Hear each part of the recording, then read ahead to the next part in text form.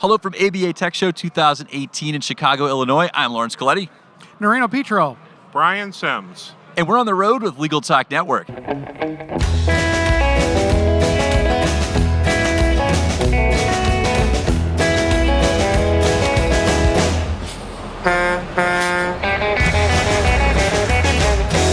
And we're back. I have the presenters of the session titled PDFing for Lawyers with Bryan Sims and Nerino Petro. Welcome to the show, gentlemen. Thank you. Great to be here. Well, before we tear into the topic, I just want to get your bio, establish the bona fides. Is it bona fides, bona fides? Whatever. All right, well, we'll seize the day. Carpe diem. There we go. So anyway, we're going to talk about your session here, but I just thought, Nerino, it's been a little while, and I know you've had some updates in your life, so let's get the bio. Where do you work? Yeah, I've had some updates in my life. You know, I've been working practice management advisor for State Bar of Wisconsin for 8 years. Then I was a chief information officer for Holmes from Kennedy, and I got hired by a former client of mine in 2017 who made me an offer I couldn't refuse. So I'm back in the world of practice doing transactional work. So, but I'm still doing my technology thing. Can't give this up. Well, I hope you don't work for the Corleone family. No. All right, and Bryan. And I'm a solo practitioner. I've been for the last 8 years. I love legal technology. I speak on it all the time, and I run what I call a office that is as paperless as an attorney's office can be. Excellent. All right, well, you guys are perfect. This is perfect for the role today, talking about this session that you did. And I think this is a wonderful topic. I'm just amazed. I think just when I've mastered everything I need to know about PDF, I discover that I'm wrong. And so let's get into it. Let's talk about your session, PDFing for Lawyers with Bryan Sims and Nerino Petro. What's the 50,000-foot, guys?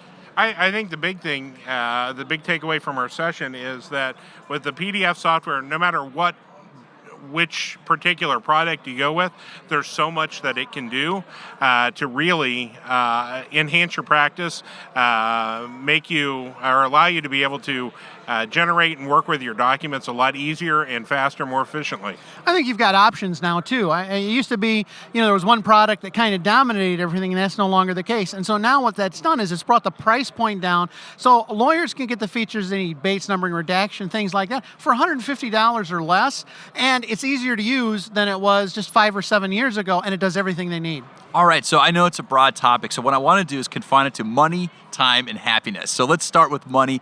How does PDFing save me money? Well, I can just give an example. Somebody who spoke to me after the session, we talked during the session about Bates stamping, basically numbering your documents as you go along.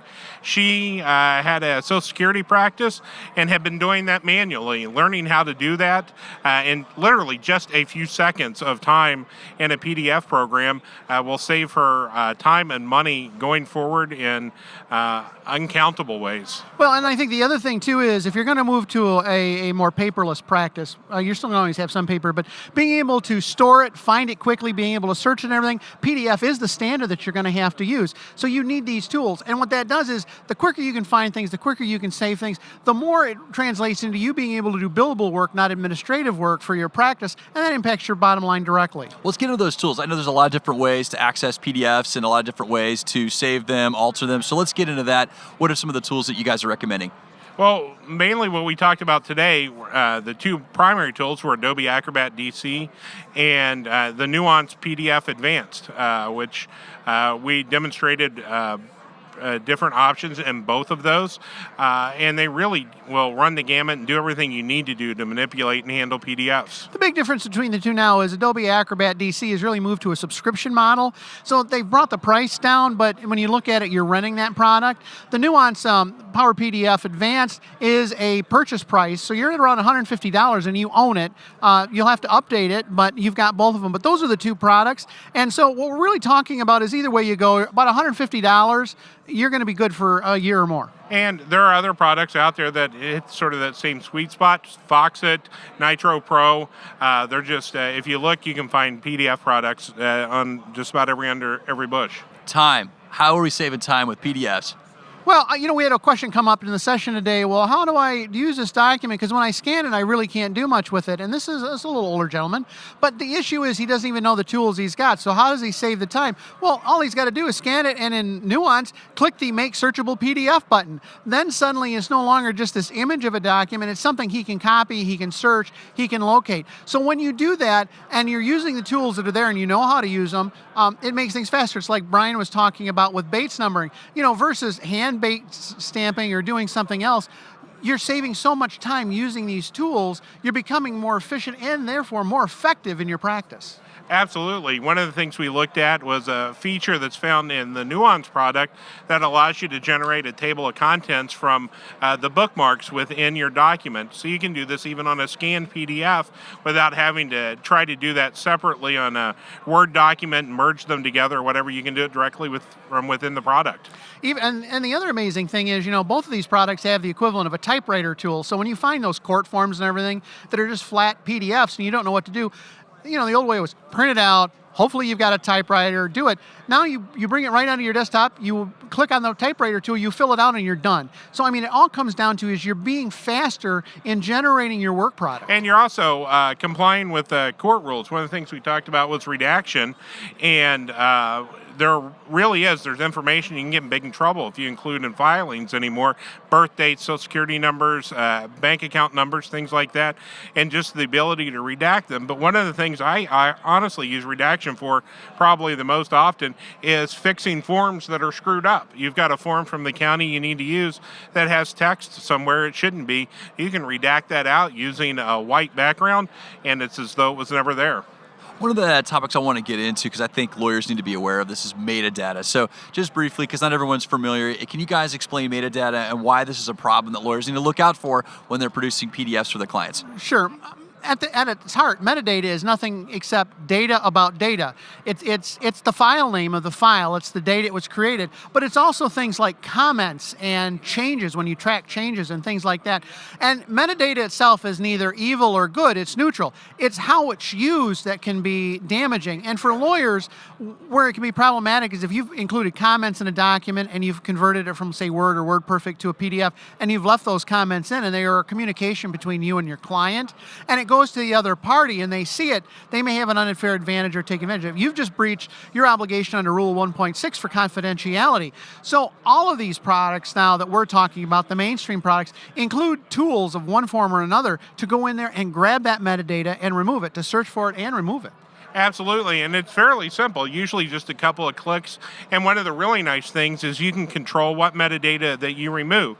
So it's important to remove those comments or things, but you may have hyperlinks in the document in order to get around bookmarks, things like that, that you want to leave there, and you can select that so that you're only removing the information that could be potentially damaging or ethically sensitive.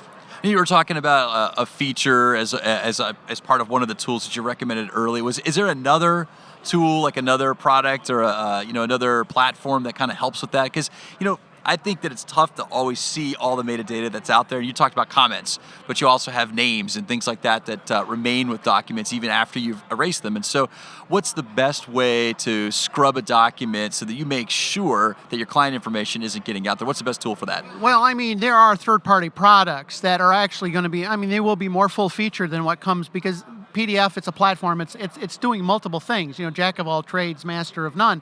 But like Metadact from the Payne Group, and I'm just saying that's one of them. And there's others. DocsCorp has their product. I can't remember the name of it, Bryan. I don't remember. But I think it's like Clean It from DocsCorp, which is another great product.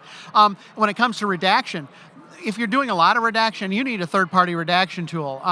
Redact It, a number of other ones, but you've got to have those tools because they give you more capability than if you have occasional use the tools that are built in. If you have real concerns, then you've got to go on that standalone third-party product. But for most attorneys, you're just fine using, in most cases, a good full-featured PDF software, whatever your preference is.